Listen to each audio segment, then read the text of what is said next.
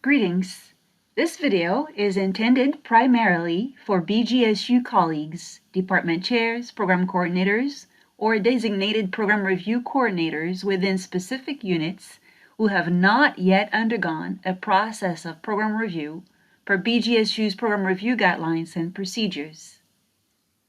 In this short video, you will hear feedback and takeaways from department chairs and/or program directors who recently completed a program review process. We hope their tips and advice can furnish an additional layer of guidance to BGSU peers scheduled for program review in the near future.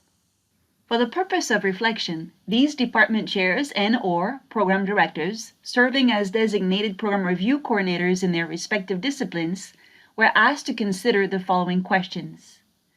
How has BGSU's program review process assisted and/or enhanced your unit's engagement in and commitment to continuous improvement?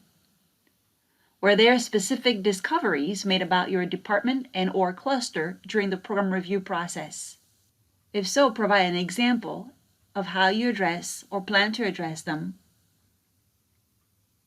Provide an example of how the external review findings have assisted your department in its data-driven decision-making capacity. What aspect or aspects of the program review process has or have been most challenging? What advice would you give to your BGSU peers regarding those? Disciplines featured in this brief recording include health, mathematics, sociology, cultural and critical studies, and psychology. If any questions arise, feel free to send us an email at institutionalf@bgsu.edu. Again, that is institutionalf@bgsu.edu.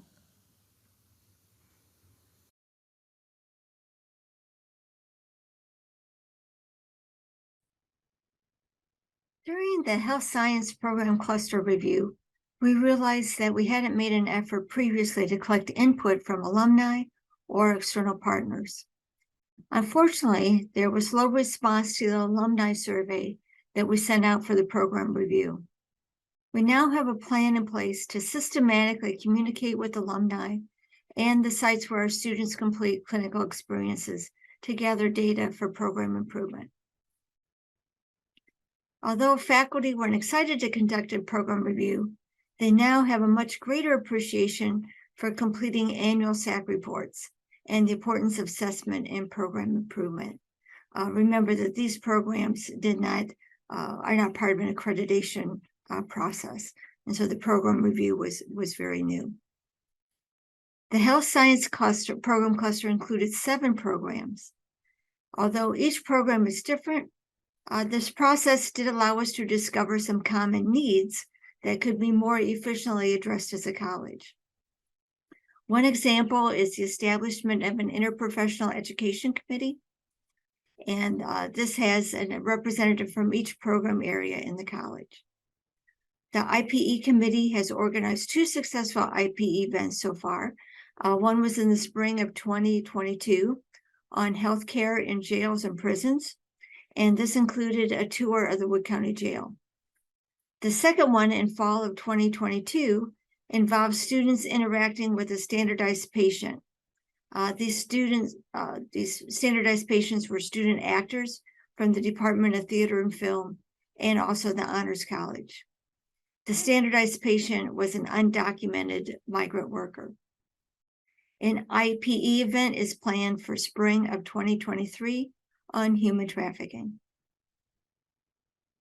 The external reviewers' findings indicated the need to evaluate the effectiveness of the centralized advising process from faculty, student, and administrative perspectives.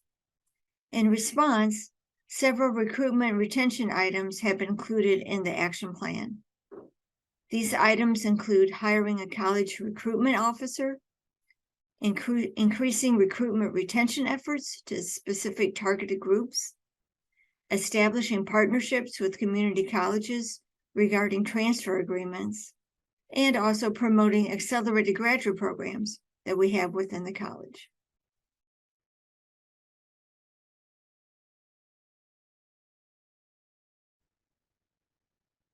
Hi, my name is Kit Chan. I was a program review coordinator of the Department of Mathematics and Statistics. Our department offers a wide range of programs, including pure mathematics, applied mathematics, actuarial science, statistics, and data science. We offer classes ranging from the lowest level college algebra to the highest level PhD courses in mathematics and statistics. The program review provided us with a great opportunity to pull together faculty of different disciplines to find ways to improve our programs. For example, during the review, we discovered how undergraduate students improve their proof writing skills over different courses over a period of 2 to 3 years, using the data provided by the university. For the graduate curricula, we asked our recent graduates to fill a survey to see how we can improve our programs to help them develop their careers. We found out that our TA training series is pretty unique and very important to them because many of them take teaching as their lifelong career. Our survey helped us to streamline the teacher training series that our department offers to our TAs. The role of the external program reviewers was very important to us. They help us look at our undergraduate programs from an outsider's point of view. In our case, they help us identify the weaknesses of our undergraduate programs and offer suggestions of new courses for the students to take. The most challenging part of our review was to find the right data and interpret them, because the data collected by the university according to the needs of the university as a whole institution, not necessarily tailored to the needs of our review process. So we had to go different ways and be creative to find the data, such as designing survey ourselves. Overall, the program review is important for us to improve our academic program.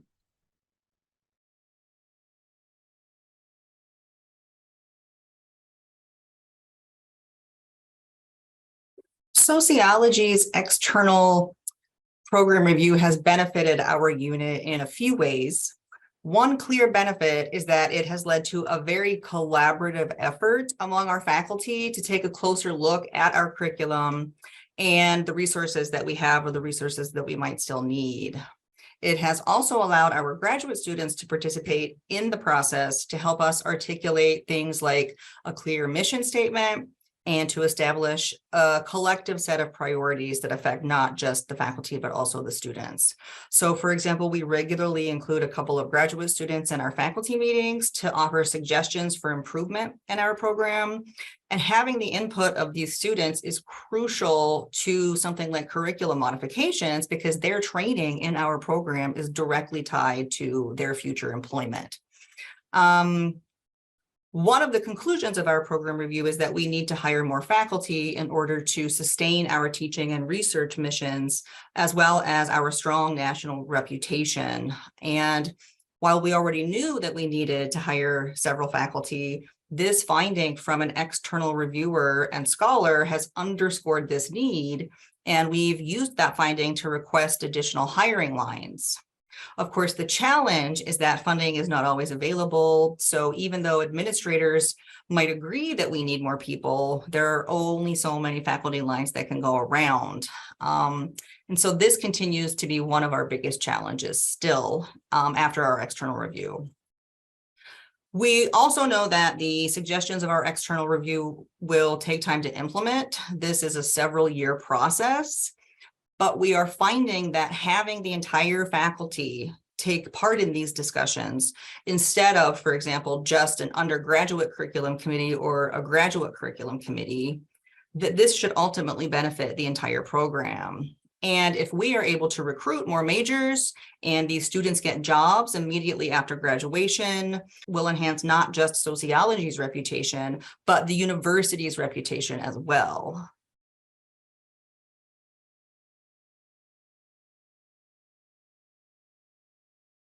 I'm Angela Nelson, Director of the School of Cultural and Critical Studies.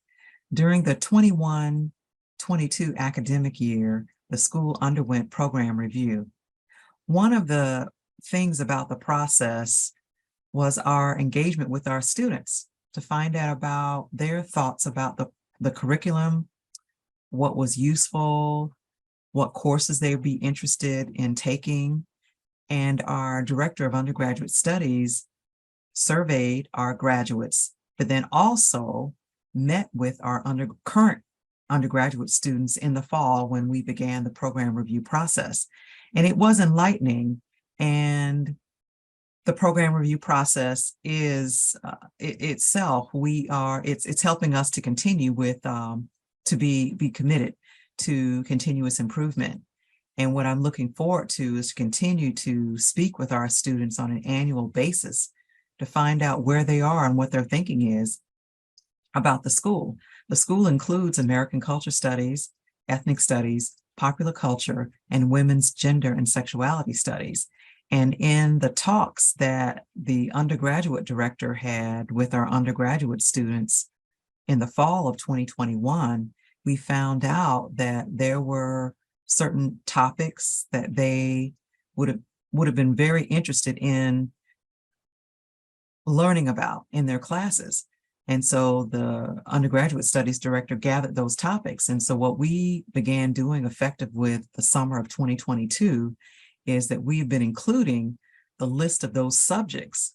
So when faculty are suggesting a topic that they would like to teach, a different class doesn't have a continuous topic, but has a permanent topic that is a topics course, in which we have several of those in the school, just by the nature of us being an interdisciplinary program. We wanted to have topics courses where we could move into something new pretty quickly.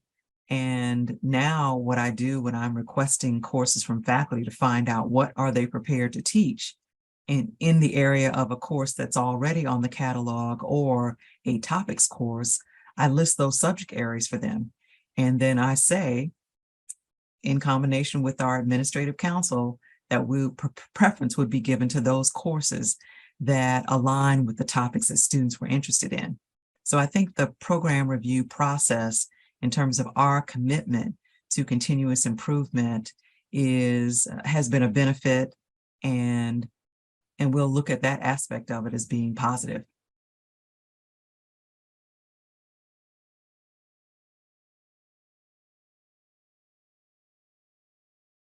Hi, I'm Carolyn Thompson. I'm the chair of the psychology department. We recently underwent a program review for the first time in my experience as chair. I think something that was useful for us was to work together as a department to try to define the critical issues. We had several faculty meetings where we started with a very big picture, rough idea. I found it helpful to have a couple of talking points.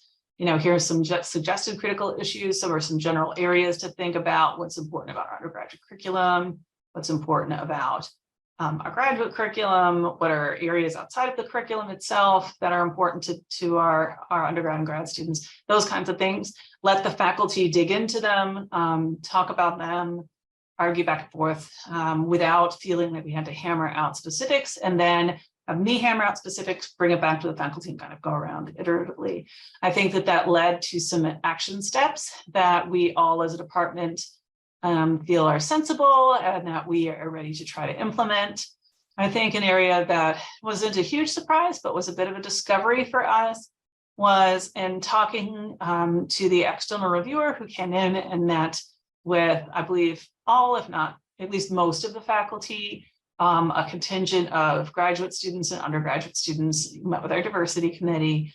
And he came back, and much of what he had as feedback was not a surprise, but it was important for us to see how much concern there was about perceptions of inequity between different areas within our department. And so I would recommend that for any department that has multiple specializations or different different concentrations of fields of study, is to think about both the overall department and then how each of those specializations or areas might fit within the department, and then as they stand individually.